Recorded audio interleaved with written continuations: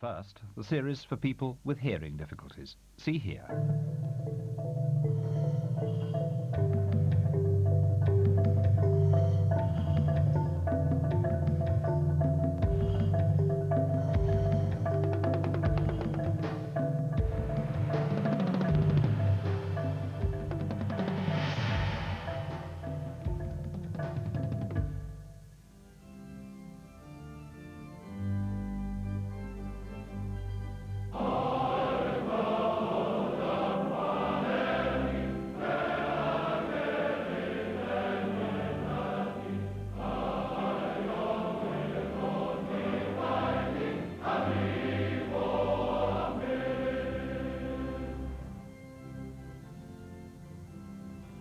Hello. For today's debate, we're visiting South Wales. We're in Swansea and the guests of the local deaf club. We're not going to be filming in their building though, as so many of you wanted to attend this discussion programme and there just wasn't enough room at the club. So we've come down the road to the Finoni House School.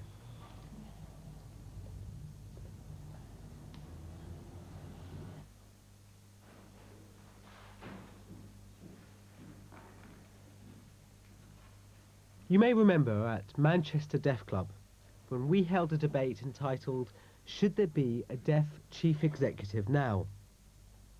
Well, after that programme there was quite a reaction. But of course, as you know, both the BDA and the RNID have appointed deaf chief executives. That means two of the major organisations for deaf people, the BDA and the RNID, are run by deaf people. But they're not the only ones. The NDCS and the National Association of Deafened People are also run by deaf people.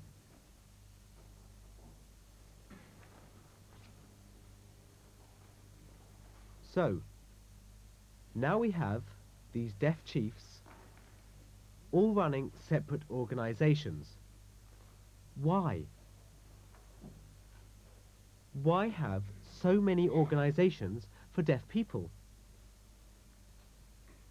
In actual fact, we found out that there are over 70 different and separate organisations, all representing deaf people. That's an incredible number. Why have so many?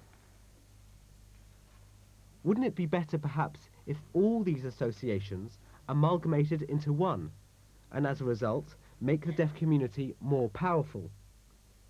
What do you think?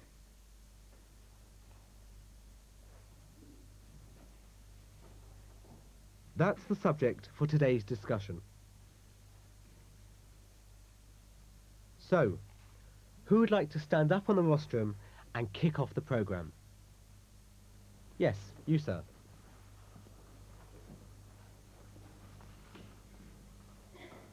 To the audience, please. You all know me. I'm Dennis Harris from the BDA, BDSC, Welsh Council of the Deaf. I can answer that. I say yes.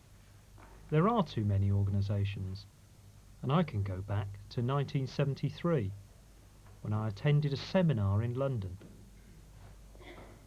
when Sir Keith Joseph, who was Minister of Health at the time, gave a speech.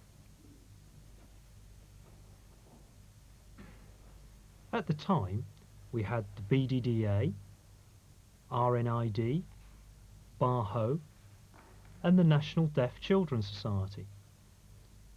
And Sir Keith Joseph asked why the BDDA, the RNID, BDSC don't join together and become a bigger, more powerful organisation. The BDDA said, "No way. We represent the deaf and dumb," a term used in those days, and BARHO are separate and serve a different group of people. Well, now I think, really, we've got too many. The NDCS work for children. That's good. BAHO has changed its title to Hearing Concern. Then the NUD came up. The FYD came up. Then there's the Tinnitus organisation, all thinking they do good work for deaf people. Yes, they do, but possibly these fringe organisations emerged because they weren't satisfied with the work of the top organisations. The RNID and the BDA aren't helping us, so we've set up something of our own.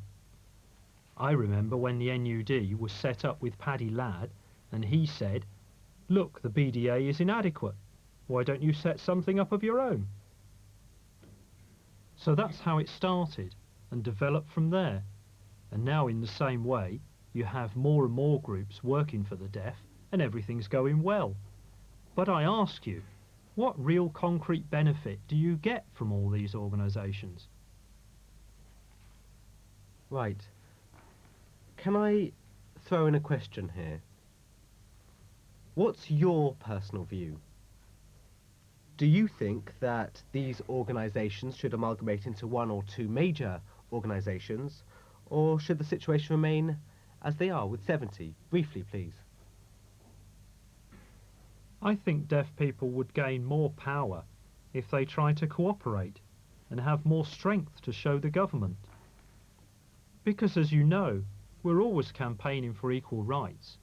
But if we have one large, or two or three organisations, because the RNID is completely different to the BDA, as much as Hearing Concern is different to the BDA, and deaf people like yourselves.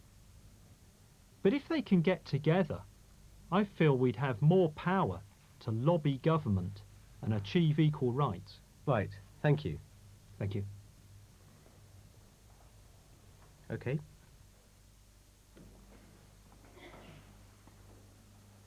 My name's Deborah Powell, and I'd like to comment on his response because I think, yes, we do need different organisations. If the BDSC, the British Deaf Sports Council, didn't support the BDA, supposedly an organisation for us all, would we get more from them? I don't think so. Okay, so what's your view? Should we have various organisations or just one? Oh, one organisation controlling all of them? That's impossible. So you want to leave it as it is? Yes, with the 70? same. Okay. Okay, next.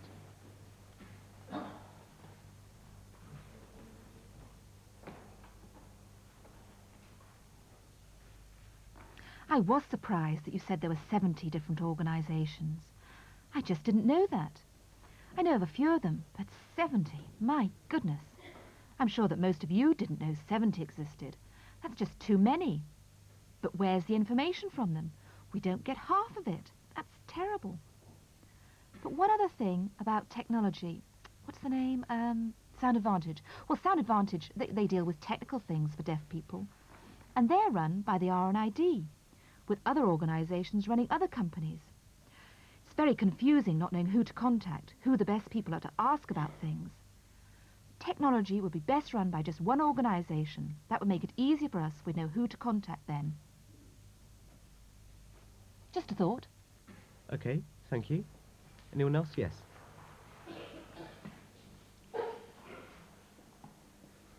In response to the question, there are too many organizations? Probably yes. The way I see it, really, each organization has its own philosophy, its own aim.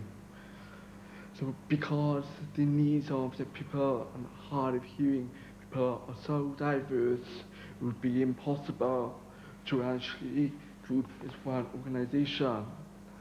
And in response to Dennis Howe's comments about new organizations popping up, FYD has really been in existence since 1967, whose aim is to promote an active partnership between deaf hearing people so that young deaf people can develop themselves, become active members of society. Also, FYD has a unique training partnership with Deaf Accord. We do firmly believe in working on our own. We work in partnership with others as well. So I feel that's a strength because this country is a democratic country and we feel it is right to have the freedom of choice. Okay, thank you. Take a seat.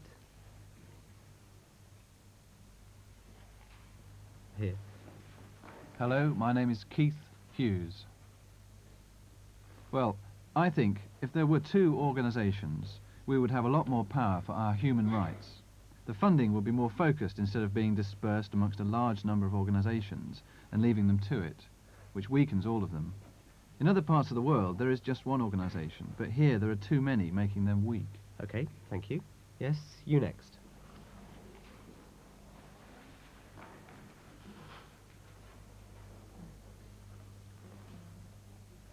My view is that the deaf community is not overcrowded with too many organisations. It's not. Because each organisation has its own function and set of responsibilities and targets different people. Like the BDA has a political remit, campaigning, advocacy, whereas the BDSC concentrates on sport, the NDCS on children, SENSE focuses on the deaf, blind and so on. Now 70 organisations. Well, the BDA is a major national organisation who could coordinate, work together with smaller groups like the BDSC, the NDCS, the RNID. So the BDA could work as an umbrella or in a supportive role to the smaller groups. For example, Clwyd Deaf Society and the North Welsh Association could support each other, and the Cardiff Hearing Impaired Support Group. They could have a better working relationship. Right, I understand. So there is an affiliation between the various organisations. But with so many organisations, do you think each of them are able to provide a good service with enough funding and resources and campaigning power? Are they able to do that left as they are now, or do you think perhaps that, say, two major powerful organisations, one focusing on the deaf signing community in one building, receiving all the funding available to them, and another for the hard of hearing, who also receive funding and have their own campaigning vision? Or are you saying, no, that all these organisations should have their own building, paying the rent, and receiving the funding coming from the same pot? Is that how it should be? I think my view is, in terms of the BDA, well, Britain is a large country. You need various organisations dealing with different needs, providing different services, and it's really up to their respective members. Since I started my post as the Welsh Community Services Officer, I've realised the BDA has a lot to offer and can help. Right. I know the BDA's view, okay. Thank you. Right. Now, I really need... now, we all know the organisations are diverse, servicing different needs and have different aims and philosophies, one in sport, one in technology, an array of others. But let me ask the question again. Are we happy with the present situation? Should we accept it? Or are we now beginning to think, for example, that the BDA can take on board all other remits and embrace them? I would like someone to come up here who has some strong views on this.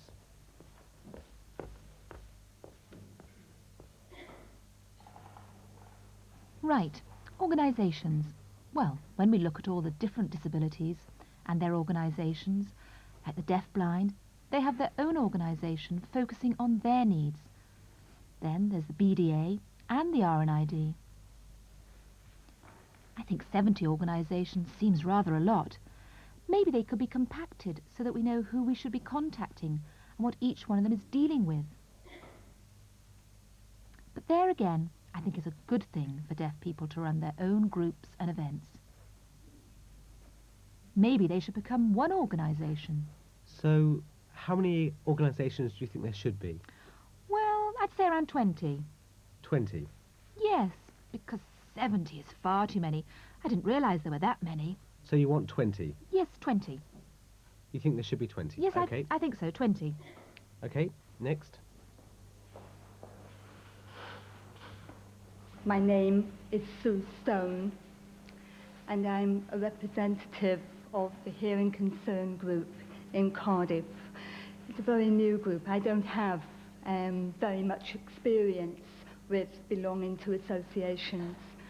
But I do believe that it is important that people have the choice to, and the freedom of choice to belong to different organisations and associations.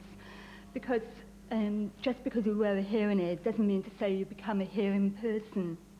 And that at different times in one's life one might want different things. And particularly in regional associations, there can be information, advice, just general support that meeting with other people who have hearing impairments, one can get from that. Thank you. Okay, this way. Right, now Sheila Moon said the number of organisations should be reduced to 20. Right, but what about children? How will things improve for them? The FYD was set up. Now, if there are only 20 organisations, would they be able to provide for young children? I don't think so. We definitely need more organisations. Yes, you over there. Okay.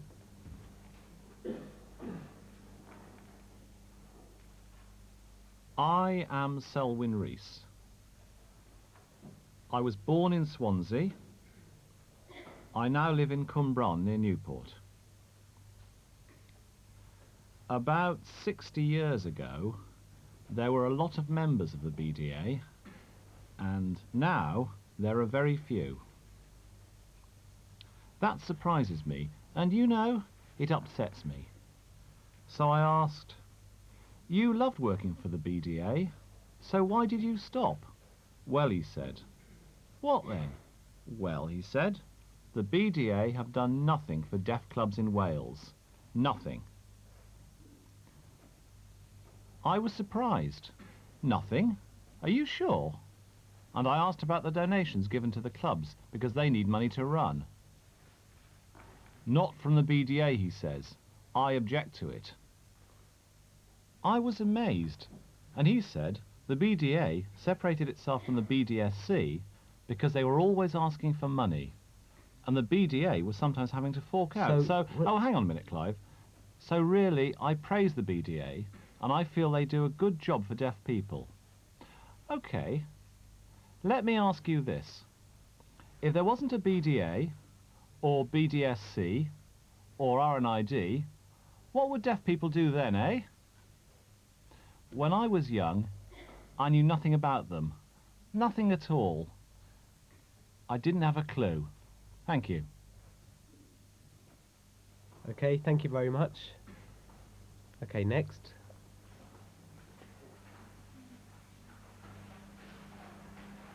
Ilian.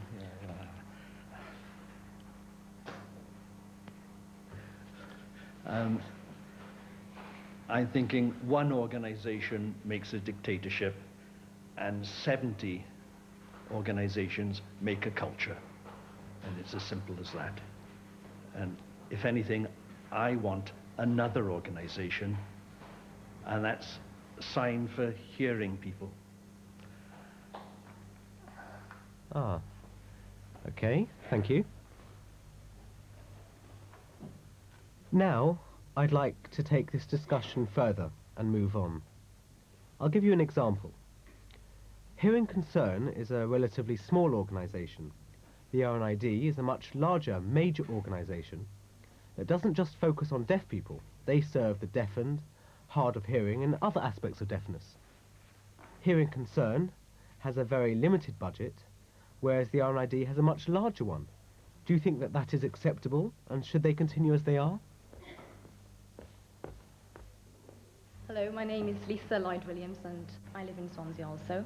Perhaps I don't have sufficient status to stand up here. I'm not a representative of a deaf organisation and I'm hearing, as you might have realised. I'm learning sign stage 2 at a class. I'm looking very much as an outsider, obviously, on what different organisations can offer. And it seems to be that the multifarious organisations, I had no idea there were 70, incredible, are offering completely different things. And I think because different organisations have different ignorances and different peculiarities. The deaf people and the hearing people perhaps who wish to be involved in that community are being very much hard done by because there's no formalisation of service, of support, of information. In my own community in West Glamorgan, there seems to be a very limited amount of information. There's no access to the information, so you can't have access to the community you would wish to be, with which you would wish to be involved, or to find out about equipment, support, or services that may be on offer. Now that's just a local peculiarity, so I don't know enough about it. But I think if there was one mother company, I've worked in a lot of companies myself as a desktop operator with computers. If there's a big mother company that runs things particularly well, then obviously they're going to have the wherewithal to run a very large company smoothly. For example, admin costs would be negligible because a big company would get cheaper rates on everything and they would be able to support far more people. With the smaller companies, with their own, perhaps arguing amongst themselves, having to go to local suppliers, it's going to be a lot more expensive. I think you should leave it to the people who really know, who face things very well in the beginning. They will be able to show the smaller organisations, but I think it should definitely be run by one or two chief companies, organisations, because they know how already. Other people are perhaps only just starting out. Thank you. Okay, right. Well, that's a good point. A mother company which can support and feed into smaller companies. But what about another organisation like that for deaf people? What about UCOD? Does anybody know anything about UCOD and would like to talk about them? Anyone? Dennis? Okay. Do you want to use the mic this time? Okay. Clyde asking about United Kingdom and Council and Deafness.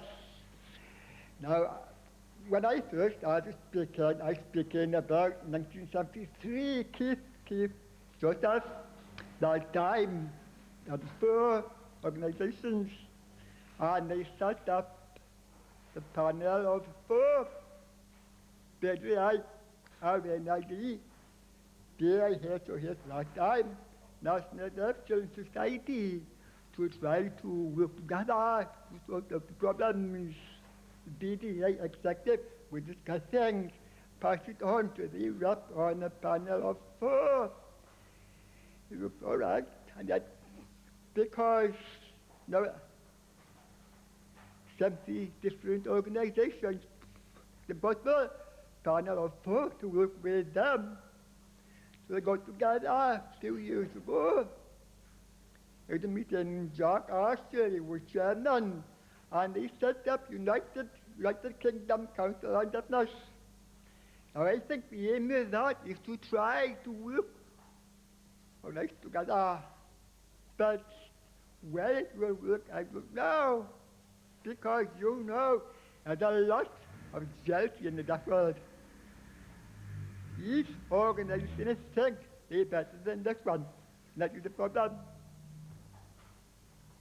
We have to wait till the time when the deaf can try to work together. And then, possibly, we'll have some progress. Hopefully, United Kingdom Council on Deafness will make progress. Okay, thank you. Does anyone agree with that point? Anyone agree with Dennis? Okay. Talking about UK Council of Deafness, FYD is a member of that, represented by a colleague of mine. FYG enjoys partnership with other organisations. That in itself is evidence that we can work where there is common ground, not in conflict, in partnership. Okay. Right. So, on an interesting point, we know there are a number of organisations, fine. And out of them, let's pick, say, like the panel of 4 some years back, 4 strong organisations which were brought together. the BDA, RNID, Hearing Concern and the NDCS. But a problem emerged with a letter written by Jimmy Craw on CFAX, read here. He said that the NDCS specialise in education, but the Keep Deaf Children Safe project, the KDCS, had its funding cut and they had to reduce funding levels and make people redundant. And the KDCS came to an end, while others remain healthy and maintain their funding. Why did that happen? Well, maybe it's because there were too many organisations all receiving funding from the same source, and the NDCS had to suffer for that. Surely children and their education is our priority. Money is being split between a whole host of organisations, one has become bankrupt, and funding has been cut for others. And yes, you are right, we do need a variety of services. But the NDCS loses power because they can't get the funding they need. Is that right? Is it fair? I really do need your views. Please, do come up. You're talking about funding now and then, but when you're talking about 70 organizations, are you sure they all receive money from government? Because a lot of them depend on legacies. Legacies mean people who die, they will wear the BD, like money from that. Our energy is the same. I'm not sure, but I'm sure they don't all receive government grants. We discuss once as a question whether it's cut through government cut or not. But a lot of charities depend on factors, donations. That is a problem.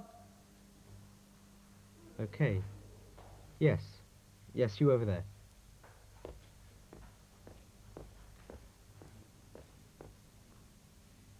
Fire away. I've almost forgotten what I wanted to say. Oh, I think it's time for research, time to look into this situation. I'm sure valuable resources are being wasted, just thrown away. It really needs looking into. Also, my second point. Deaf people have to have choices of organisations. They should be able to choose which one to go to. And this needs researching. What does the BDA think about this? Richard?